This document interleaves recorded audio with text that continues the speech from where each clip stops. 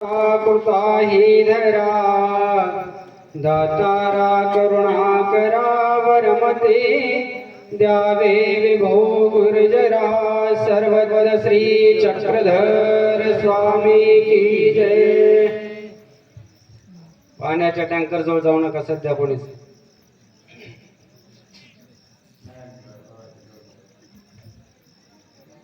संघ सांगा सेवा मंडळ द्वारा आयोजित तीर्थदर्शन व समाज प्रबोधन पदयात्रा. आज आपल्या पदयात्रेचा सेकंड लास्ट दिवस आणि आजपर्यंतचे जे 9 दिवस आपले कसे गेले एकालाही कोणालाही तारीखही माहीत नसेल आणि वाराची सुद्धा आठवण नसेल कदाचित, असं मला वाटते. कारण आम्ही तर विसरूनच गेलो आहे तारीख आणि वार. एवढा माहोल इतका सुंदर आपला हा पदयात्रेचे 8 ते 9 दिवस निघून गेले, आपल्याला कोणाला काहीच समजलं नाही. बंधूंनो, मी काही वक्ता वगैरे नाही, मला काही बोलता येत नाही. आता महेंद्र मुनींनी सांगितलं व बोला म्हणून बोलायला उभा राहिलेलो आहे.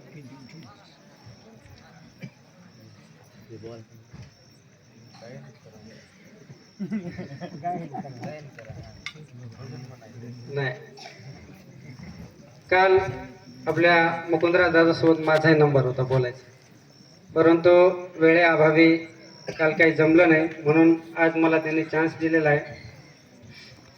काल मुकुंदराज दादांनी बोलत असताना एक श्लोक म्हटला होता. कसा होता दादा श्लोक? तुझ्या मांडीची उशी नशिबे कशी मिळे आम्हा, ती मिळविण्या काय करावे सांग तू पर ब्रह्मा दयाळा, सांग तू पर ब्रह्मा. निळवट भांडारेकर सर्वज्ञ श्री चक्रधर स्वामीच्या सन्निधानामध्ये असताना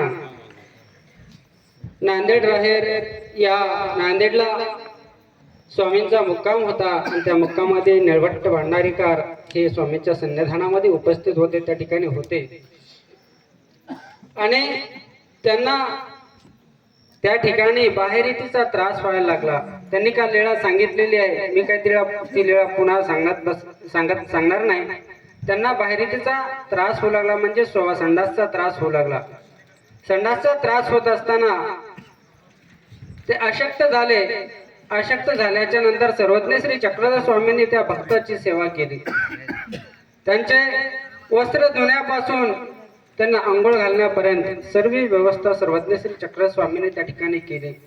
आणि शेवटचे काही क्षण असताना सर्वज्ञ श्री चक्रधर स्वामी निळभट्ट भांडारेकराला म्हणतात, भट्टो काळवंचना करू म्हणजे तुमचं आयुष्य वाढवू का. आता त्यांची म्हणजे शेवटची स्टेप होती, शेवटच्या स्टेपला होते, ते जाणार होते. तेव्हा निळभट्ट भांडारेकर म्हणतात, जीजी ही मांडी पुन्हा मला मिळेल का. तेव्हा भांडारेकर सर्वज्ञ श्री चक्रधर स्वामी भांडारेकराला म्हणतात, त्याची आम्ही गॅरंटी देत नाही. आज या ठिकाणी तुम्हाला ही मांडी मिळाली, परंतु भविष्यामध्ये तुम्हाला मांडी मिळेल का नाही मिळेल हे आम्ही तुम्हाला आता नाही सांगू शकत.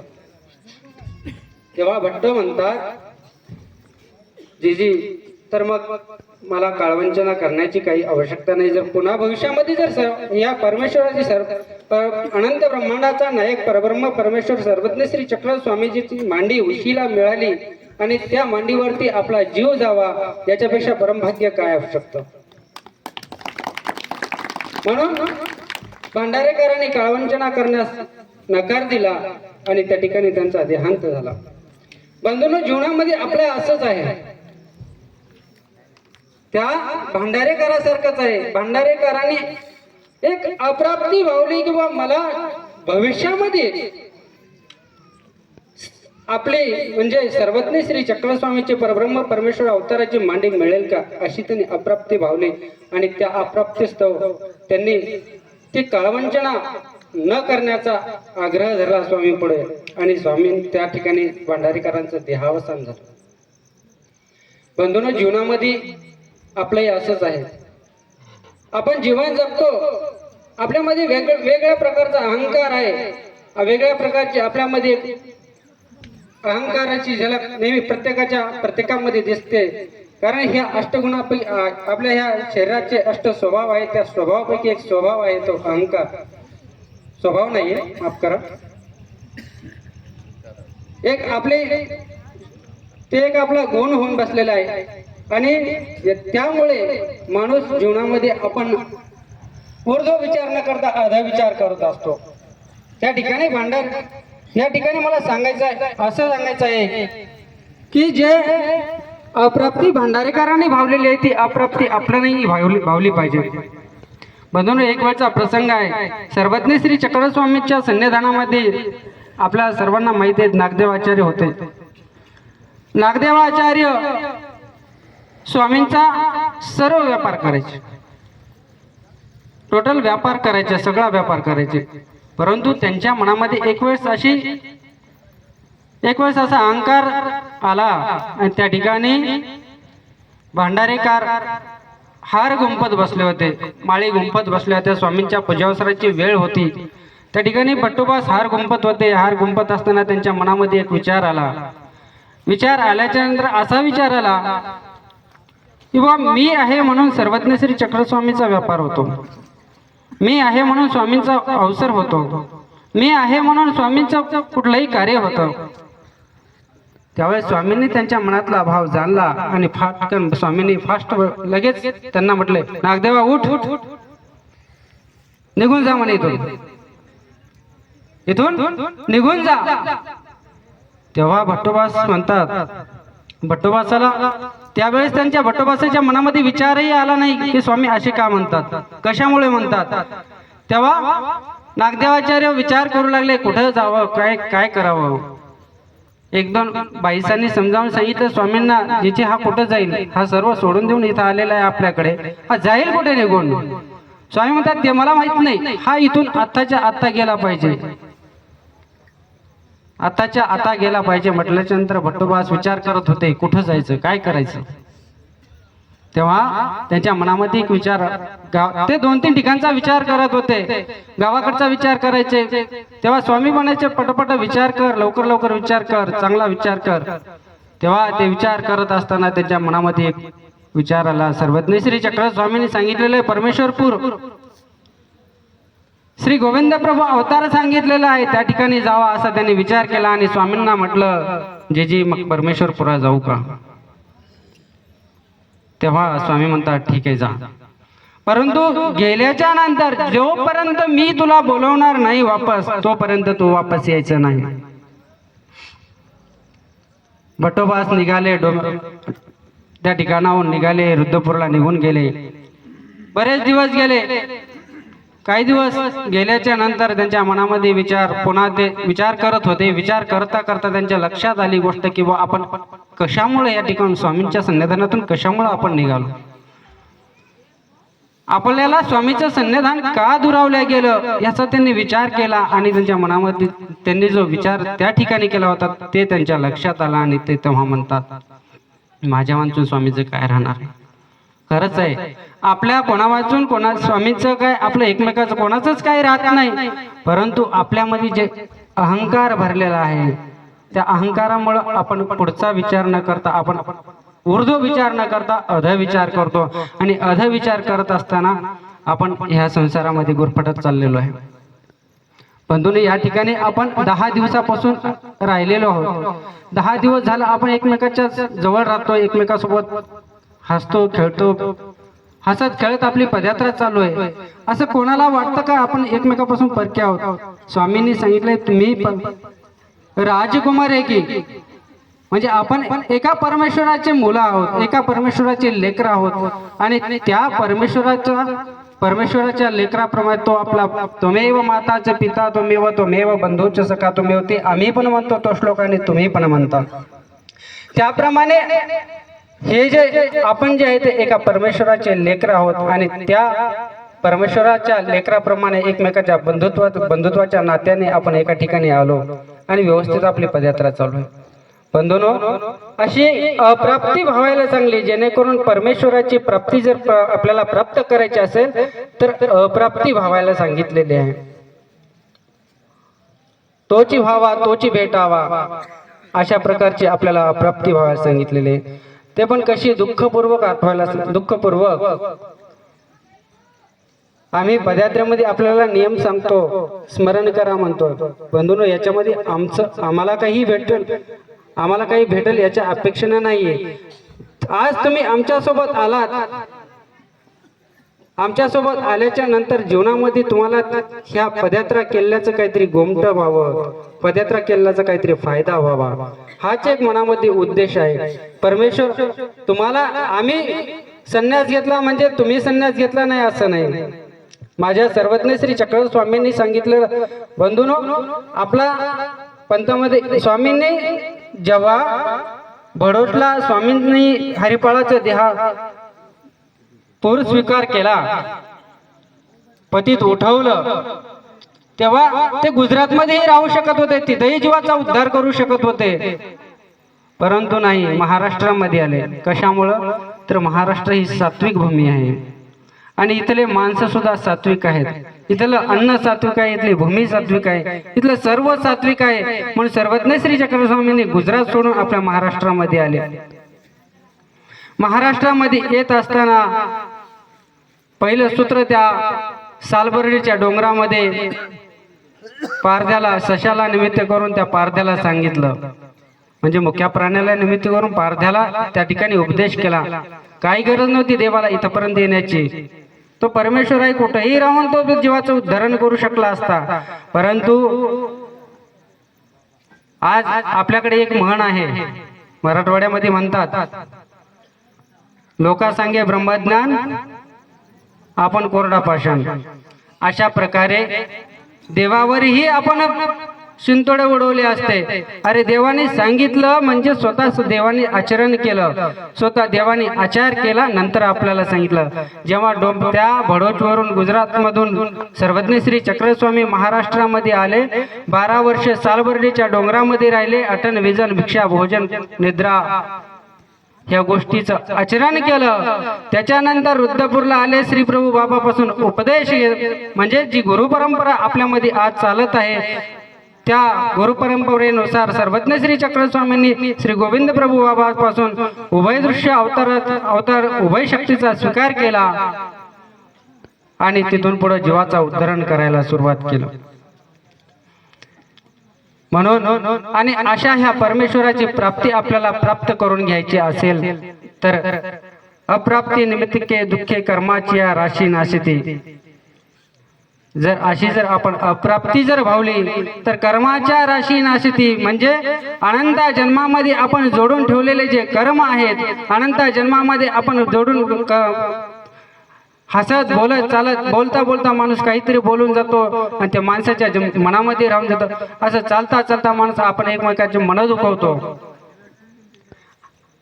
असे अनंत कर्म आपल्या जीवनामध्ये आपण जोडत आलेलो आहोत आणि ते कर्म नाशण्यासाठी स्वामींनी ते सांगितलेलं सूत्र आहे, अप्राप्ती निमित्तके दुःखे कर्माची या राशी नाशती. म्हणजे तुम्ही अप्राप्ती जर भावली तर अशा कितीतरी कर्माच्या राशी नाश पावतात. बंधूंनो, एक वेळचा प्रसंग आहे. महिमभट्ट प्रकांड पंडित, षडशास्त्राचा अभ्यास केलेले, षडशास्त्राचा अभ्यास करून जेव्हा ते स्वामींच्या दर्शनाला डोंबेग्रामला आले, स्वामींची त्यांची भेट झाली, स्वामींपासून त्यांना तिथून ज्ञान झालं, परमेश्वर अवतार समजला.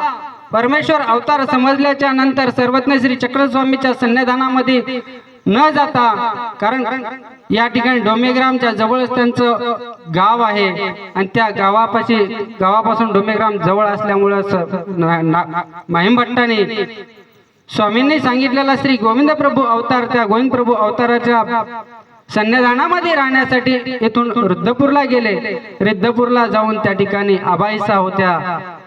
आबाईसा होत्या त्या ठिकाणी, आणि त्या ठिकाणी गेल्याच्या नंतर सर्व त्या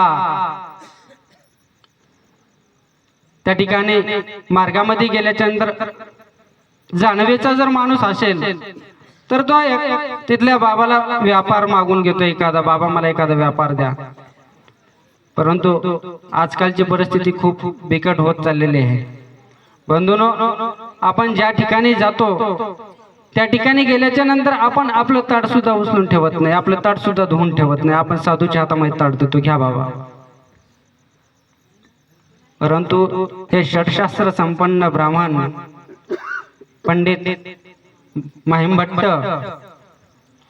हे त्या ठिकाणी गेल्याच्या नंतर अबाईसाला व्यापार मागून घेतला. कशाचा व्यापार मागला? चुलीतली राख भरण्याचा व्यापार मागून घेतला. कुठलाच व्यापार शिल्लक नव्हता, सगळे व्यापार वाटून दिले होते. ज्याच्या त्याच्याकडे व्यापार होते, कोणाचा कुठलाच व्यापार शिल्लक नव्हता. तेव्हा चुलीतली राख भरण्याचा आणि चूल सारवण्याचा. पहिले चुली सारवत होत्या, आता गॅस निघालेले आहेत, त्याच्यामुळे सारवायचं टेन्शन नाही. आताच्या बायांना सारवता येते की नाही तेही माहित नाही. परंतु त्यावेळेस महिमभट्टांनी चूल सारवण्याचा व्यापार घेतला, चुलीतली राख भरण्याचा व्यापार घेतला. एवढे विद्वान ब्राह्मण, घरी कशाचीच कमी नाही, सर्व गोष्टी, सर्व वैभव संपन्न व्यक्ती. परंतु सर्व स्वामींनी निरोपलेल्या त्या तत्वज्ञानावरती अनुसरून त्यांनी श्री प्रभू बाबाच्या सन्निधानामध्ये गेले आणि सन्निधानामध्ये जाऊन त्या ठिकाणी चूल सारवण्याचा, चुलीतली राख भरण्याचा व्यापार केला. आणि ज्या वेळेस त्यांचं देहावसान झालं तेव्हा नागदेवाचार्याला महिमभट्ट म्हणतात, भट्टो माझं देव होईल. अरे एवढं सर्व त्यांनी त्याग केला, सर्व वैभवाचा त्याग केला, सर्व संपत्तीचा त्याग केला. कुठलीही गोष्ट त्यांनी सर्व म्हणजे यथोचित आचार केला. जसं सर्वज्ञ श्री चक्र स्वामींनी सांगितला होता आचार, त्याप्रमाणे त्यांनी आचार केला, सर्व गोष्टी केल्या. आणि शेवटी ते नागदेवाचार्यांच्या जवळ म्हणतात, भट्टो माझं देव होईल. म्हणजे अशा प्रकारे अप्राप्ती भावायला सांगितलेले. परमेश्वराची अप्राप्ती भावल्याच्या नंतर अहो एखादा आपल्यापेक्षा ज्येष्ठ श्रेष्ठ व्यक्ती आहे आणि त्या व्यक्तीच्या समोर आपण गेलो आणि